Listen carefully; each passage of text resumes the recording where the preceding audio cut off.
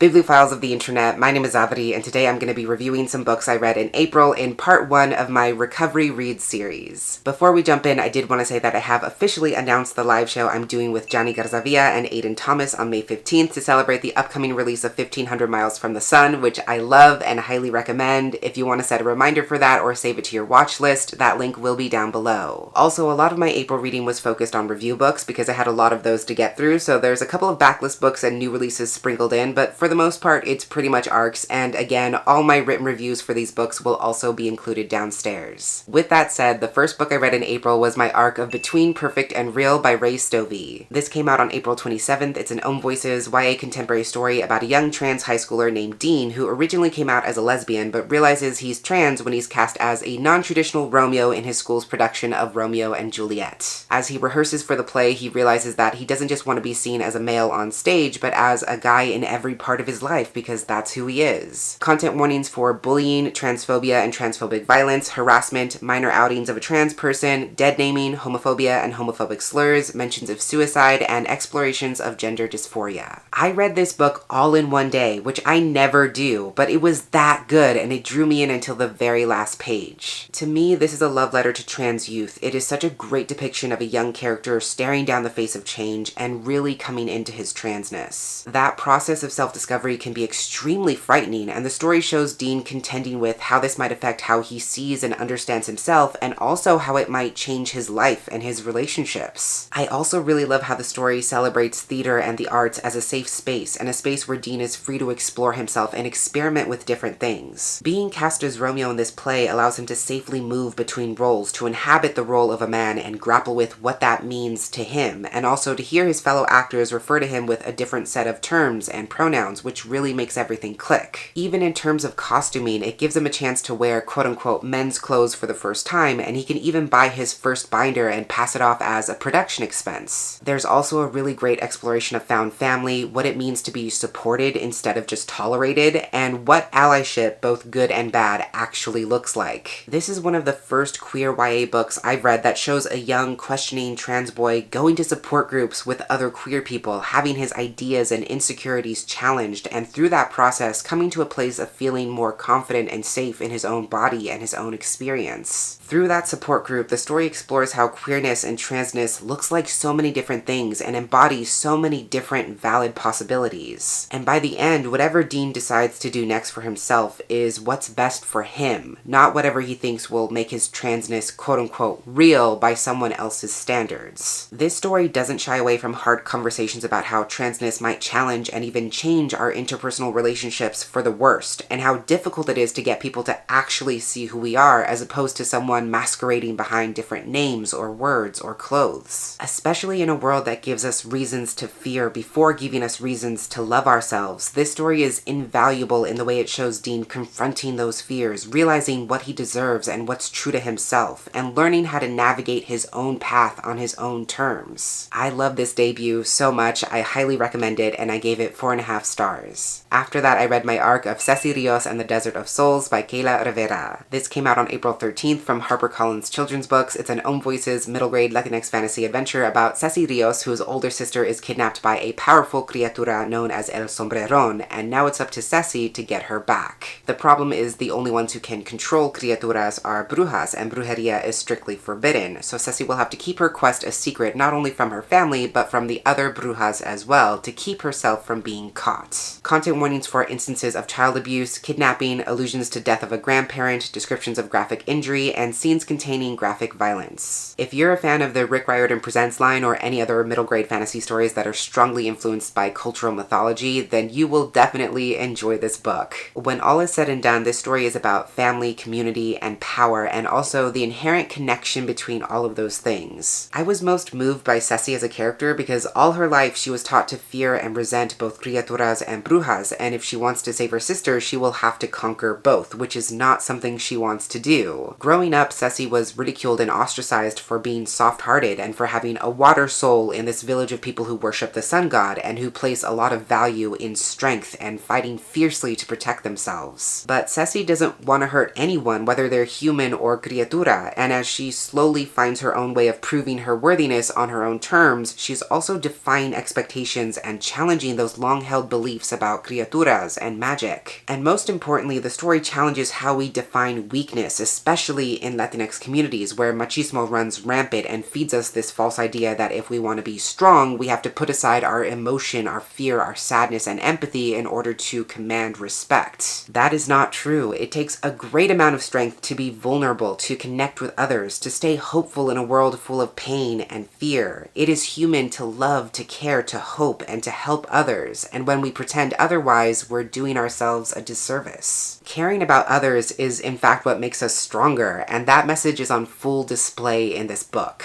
Ultimately, it's an unforgettable, magical story about learning that it's okay to be someone other than who you were taught to be, and how change is only possible if we're brave enough to do something different. While I do wish that there was a little more backstory surrounding Ceci's family, I still really love this, and I gave it 4.5 stars. Then I got to read my arc of The Witch King by H.E. Edgman. This comes out on June 1st from Inkyard Press, and the author kindly sent me this book himself, and I'm so fucking grateful he did. It's an Ohm Voices queer dark fantasy romance, and our main character Wyatt is a witch who fled persecution in the fairy world by coming to the human world, and he figured his betrothal to the fairy prince would be null and void now that he's come out as trans. When his fiancée Amir tracks him down in the human world, he reveals that the throne is under attack, and their marriage contract could be his only hope of securing the crown, whether Wyatt still consents or not. Content warnings for death and mentions of parental death, blood, graphic violence, injury and mild gore, physical assault, sexual harassment, child abuse, trauma relating to fires, suicide attempt, misgendering and dead naming, and some graphic references to and depictions of sex. This book made me lose my fucking mind because it is so fantastic. It is the angry, anti-fascist, queer fantasy romance of my dreams, and it imagines a fairy world that actually has to contend with queerness, transness, racism, systemic oppression, colonialism, and power imbalance. Say less. Listen to me, this book is funny, it's irreverent, it's smart and unforgiving, and it centers a messy trans character who is absolutely full of rage and just allows him to exist. It's so rare that we get to see a trans main character who has not only made so many mistakes in his past, but who continues to fuck up and make horrible mistakes. Wyatt is someone who reacts on instinct without stopping to consider the consequences, and the story does such a great job of getting underneath that instinct and understanding how it's based in trauma and indicative of a survival response that Wyatt developed in a world that is inherently unsafe for him as a witch. In this fairy world, witches are hunted, persecuted, and stigmatized. In relation to fairies, they're very much seen as less, and Wyatt has had to endure that hatred twofold because he's also destructive and trans. And there's also a great parallel drawn between Wyatt's anger and his transness, the anger that stems from people being unwilling to see him, unwilling to let him be himself, and unwilling to let him break away from expectations